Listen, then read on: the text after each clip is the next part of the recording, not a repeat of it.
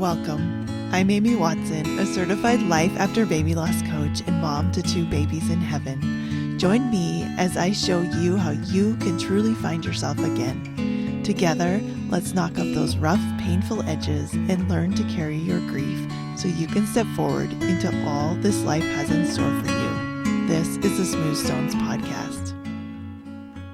A special welcome today to this special episode that is a little different than my normal episodes because I am speaking to people who love people who have been through a loss. Usually I'm speaking to the people who are navigating the loss themselves, but this is special and it's been a long time coming. I'm not sure why I didn't do this before. I have been asked this question so many times that I realized after a really great DM conversation on Instagram with someone who found me and asked how they could help their friend, that why don't I just do a podcast episode on it? And then next time I get asked, I can just send people there. If you have found this on your own, if you've been scouring the internet or Googling or looking on Instagram or asking around, first I want to say thank you. Thank you for being here. Thank you for caring enough to try to figure out what the best way to help your friend or your family member who is suffering and grieving the loss of a baby. It means so much. I had some really great friends who stepped up and who were there for me, and I knew I could count on them. And it meant so, so much to me and really helped me, especially on hard days, to know that there were people out there who cared and who had my back and who helped me out. So here's what I'm going to do. I am going to tell you some really simple tips of how to help your friend after they've had a miscarriage and really any baby loss. And we don't get to decide, right? Anyone who has had any kind of loss, from like infertility treatments where a transfer doesn't work or they don't have any embryos or anything like that, to, any kind of baby loss, like with no judgment, just anyone who's grieving a baby that they wanted and hoped for. This is for you to help support them through. So I'm going to give you those really simple tips. And then I've got a couple of tips for my regular lost parents who are listening. I think this is really important for you too, because a lot of times we do end up being a support person, and maybe you're going to hear something that you haven't thought of before. But I'm going to give you a couple of tips at the end just for how to deal with friends, because here's the problem. A lot of lost parents will say that one of the hardest things of going through grief is that they lost a lot of friends, or their relationships with their loved ones, their family, took a hit. It was really hard because those friends and those family members didn't know how to show up. And the grieving person is really reaching for that support and they're not finding it. And it's something that a lot of people call secondary losses. So you lose your baby and then you lose the people closest to you when we can't figure this out and we can't help each other. So I want to go into this saying that it doesn't have to be that way. I don't believe that that's just a given. Now, I do believe that relationships come and go, that things will ebb and flow. I think we all just do our best and that's still going to happen. But I want you to go into this believing like I can show up for my friend who's grieving, and I can also take care of myself through that, because a lot of times this might be your first experience with grief. This might be your first experience with baby loss. You might be totally blindsided. I had a friend who was pregnant with me. We used to be neighbors and we both had moved, but we found out we were due on the same day and we were pregnant all together. And then my baby died right at the end of our pregnancies and hers didn't. And that might be the case for you. You might have been pregnant with your friend, with your sister, with your sister-in-law, and now you have your baby and they don't. So I want you to know that it's okay to take care of yourself. It's okay that it's hard. It's okay that you're grieving too. These tips are still going to be really, really powerful for you. So let's just dive in. The first tip I have is something is better than nothing. I will say this over and over and over. I remember before I lost my babies that there was another family in the town I lived in who lost a baby at about 7 months. And I remember thinking, I want to take her some flowers. I want to do something for her. But in my mind, I'd say, I don't know, like we weren't that close, like we were friends, but not more like acquaintances. And what if she didn't want flowers? What if she thought it was weird that I showed up on the doorstep? What if, maybe I should do something different, but I should take dinner, but I don't have time to make dinner. Or maybe it's been too long, or maybe it's too soon.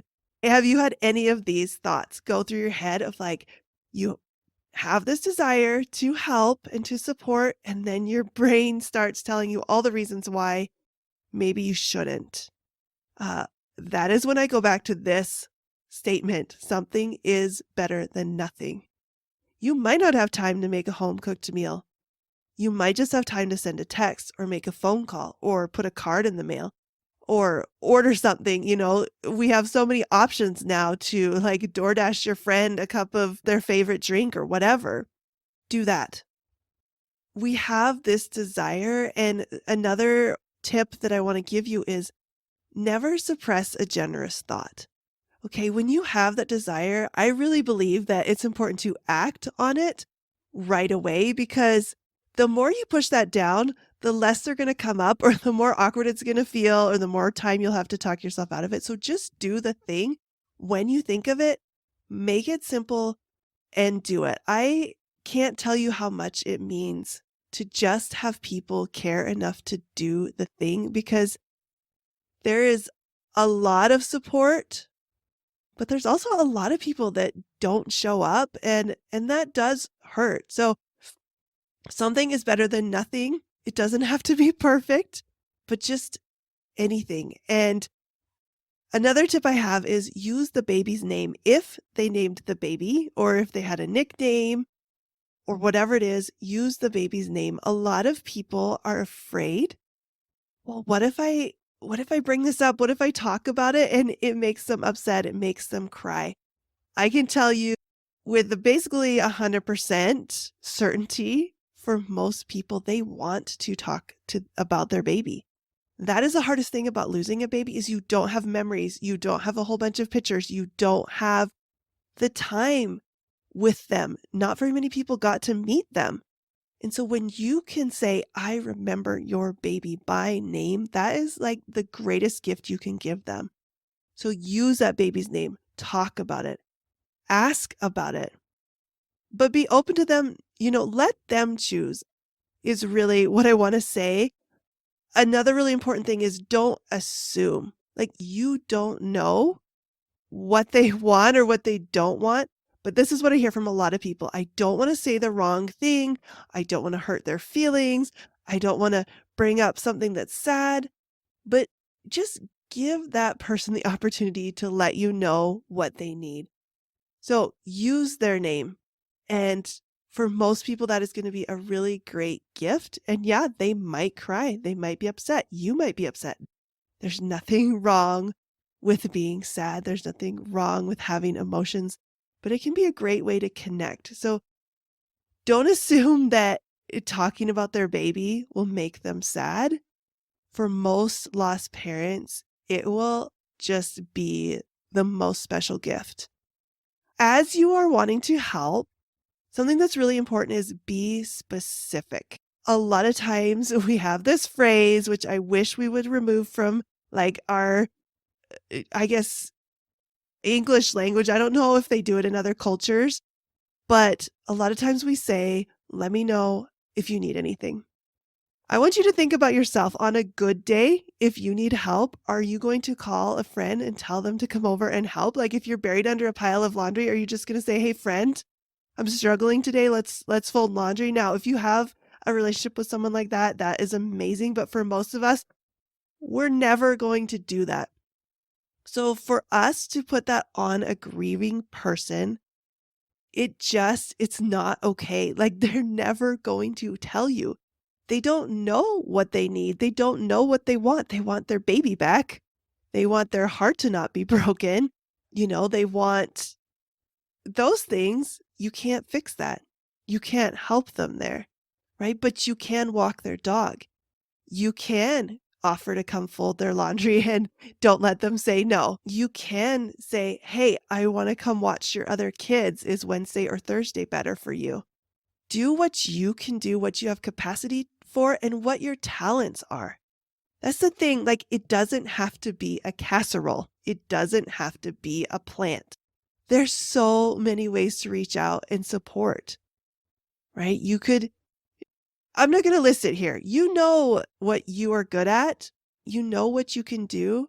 Do that, right? Maybe look at your love language. If you like giving gifts, there are so many amazing like memorial necklaces or like there's a million things I've seen where people buy a star for their friend's baby who died, from that International Star Registry thing. Get creative, like think outside the box but think inside your talents. If you love to make elaborate home cooked meals, do that, right? If you're really good at freezer meals, if you're really good at picking up a frozen lasagna, a bag of salad, and a loaf of bread, right? I used to think that I had to make this elaborate homemade meal. And so I would stop myself because I'm like, I can't handle it. I have a whole bunch of little kids. I've got a lot on my plate. And so I would, again, do nothing instead of doing something, right? Order them a pizza, whatever it is. Look at your own capacity because you don't need to run faster than you have strength either, because that's where we'll get resentment.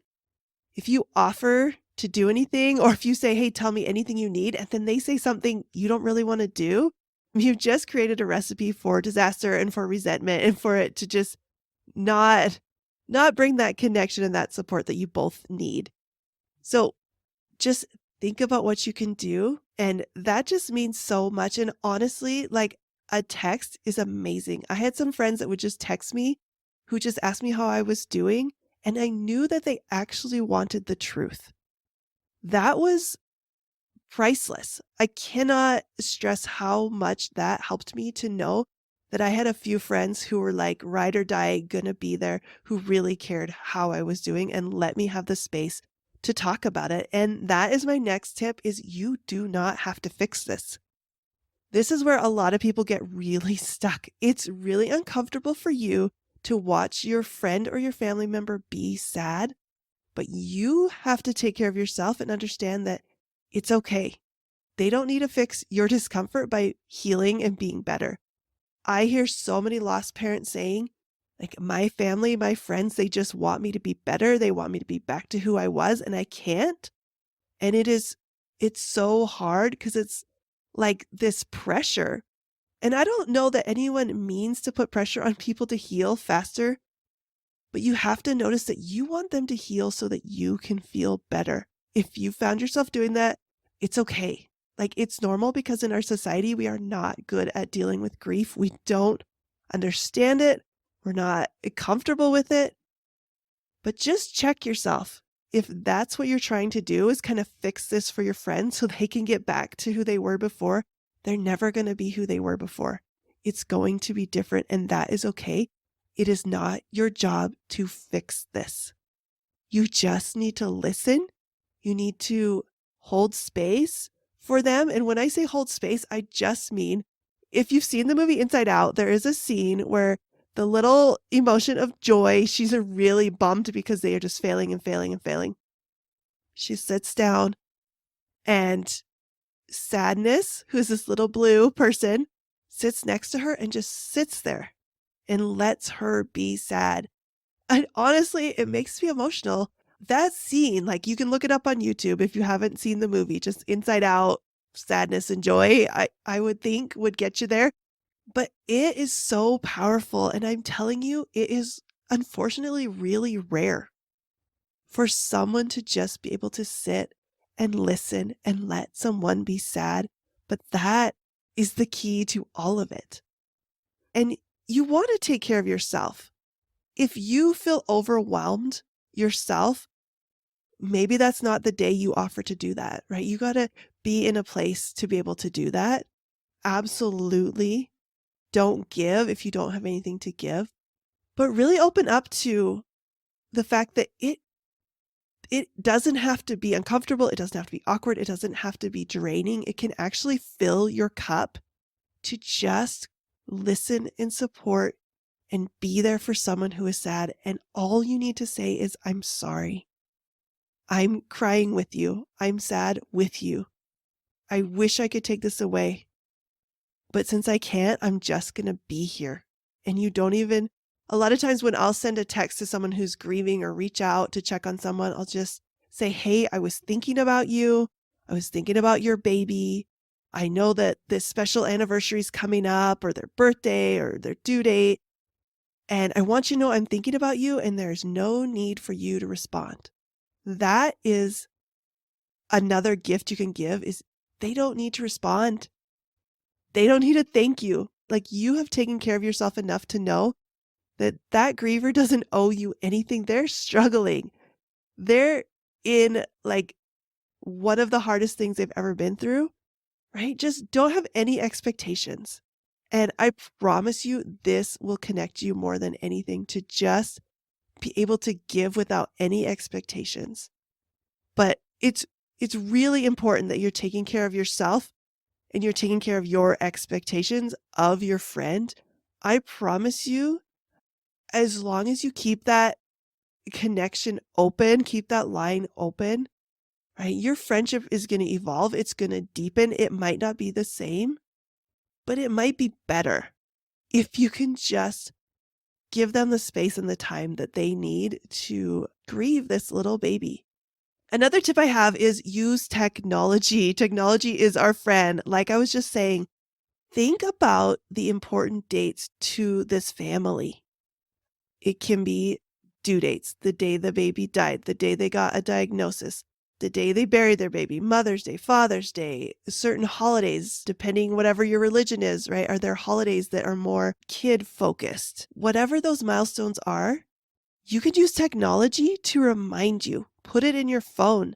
There are online card things where you can like set up to send a card in their email. It's so easy. Use technology to your advantage. A lot of us are busy. We don't remember all those things. But if you can just take, honestly, just like 15 minutes and just say, hey, I want to like find out these important dates, or I want to send something, or I want to do something, then do it and it's done. It's so very important. And really, really important, I want to stress that be there after the casseroles stop coming. When the baby first dies, there is this fog. There is this grief fog. Everything is really hard. Everything is just like you're dealing with all the details. You're dealing with the health things. You're recovering. Your friend is in postpartum. Don't forget they're in postpartum. That's a side note. Like, they had a baby. No matter what happened, there are hormones and physical things going on. Care for that. Ask about that. Ask about the delivery. Ask about how everything went. People don't ask that. Ask what the baby looked like if they got to meet the baby. Ask what the pregnancy was like. Let them have that journey. When a baby dies, they still need to be born in one way or another. Let them talk about that like you would talk about it with your friends with living children. But back to my point, after this fog lifts, kind of exactly coincides with when people stop showing up. Like, nobody's ringing the doors with soup anymore. A lot of people have moved on. Life has gone on, and this fog lifts, and the grieving person is like, how do I do this? How do I do this? I feel so alone. And there's a lot of stigma and a lot of messaging that says, like, they can't talk about it anymore. They shouldn't be sad anymore because it's been a month, 6 months, a year. Be there when the casseroles stop coming and let them know, like, you are in it for the long haul. I have a friend who has sent me books on my daughter's birthday since her first birthday, and we are coming up on 10 years. Now, I don't know how long she's going to keep doing that, but knowing that she cares enough to do that, to set that up, and at first she sent it out to everyone, and like a lot of people were doing it. They're sending books to my other kids, and it was the sweetest thing ever. But through the years, like, people aren't still doing it, and that's okay. But I know that she cares and she's still there. And That is just so important. And I want to say this to lost parents as I wrap up. I want to give you the advice to choose and assume love. This is a tool that a lot of people use in like marriage counseling, is to assume love. So if your partner leaves their socks on the floor, you just assume they love you, not that they are trying to drive you because you've told them to pick up those socks a million times. But when your friends fumble over their words, when your friends don't know what to say, when maybe they don't do things on days that are important to you, when they stop commenting on your posts on social media, you can assume love anyway, right? They love you. They care about you. They care about your baby. They want to be there for you. Maybe they just don't know how, or maybe they're carrying something right now. Grief is very self-centered. And so you can forget that other people have stuff going on. I honestly think that this is a huge gift you can give yourself, is to just assume that all your friends and family are doing their best.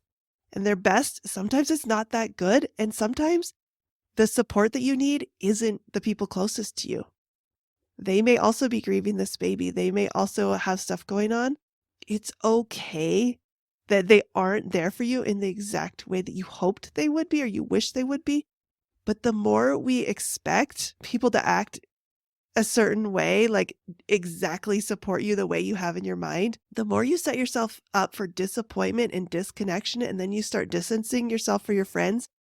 And then it's like you've created that secondary loss for yourself. I'm not disregarding like people who absolutely say and do things that are really not okay, right? We don't have to let ourselves be treated in a terrible way. But also there's a lot of pain that we build for ourselves when we just have these expectations for people that they're never going to be able to meet. So assume that all your friends and family are doing their best. Know that you're doing your best. Know that grief brain just is hard sometimes, and it's all good. But I want to say this to my friends and loved ones of people who are grieving a baby. I have made something really, really simple for you.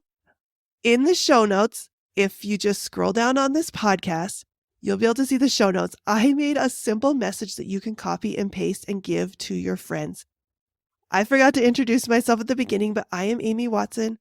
I am a mom to 2 babies in heaven. I had a full-term stillbirth and I had a 14-week miscarriage. I have had 2 pregnancies one after each of those losses, and I had older living kids all throughout this. And I am a coach for baby loss parents, mostly moms, but anyone who needs support, I am here for them. And that's what this podcast is. So what I've done is make it really, really simple for you. I have a really simple message. It just says, hey, I found this podcast. It's awesome. It's for lost parents. And I really wanted to share it with you. So go in the show notes, copy and paste that. What I want for this podcast is to help as many lost parents as I possibly can to navigate this unique kind of grief. I want to give them hope. I want to show them that life after loss isn't all just dark and sad. There is so much goodness in their lives. And I want to thank you again for being here and for caring about the people in your life. I promise you, following these tips will help you with anyone who is struggling with anything. And it's unfortunate that a lot of times we don't learn these things until we've gone through it ourselves and been on the other side. So I am trying to help you as someone who has been on the other side. This is all you got to do. You don't need to fix it. You just need to be there. You need to let them be sad, take care of yourself, and offer to help in specific ways, and use technology to really make it easy. You can do this. You can be there for your friend, and I promise you they are going to be okay. But however long it takes, just hang in there with them. It is the best, most amazing gift you can give them. So get in the show notes, send that message right now while you're thinking about it, and I'll see you next time. Are you tired of feeling like your baby's death was somehow your fault? Go to smoothstonescoaching.com and get my free mini course, How to Stop Blaming Yourself After Loss.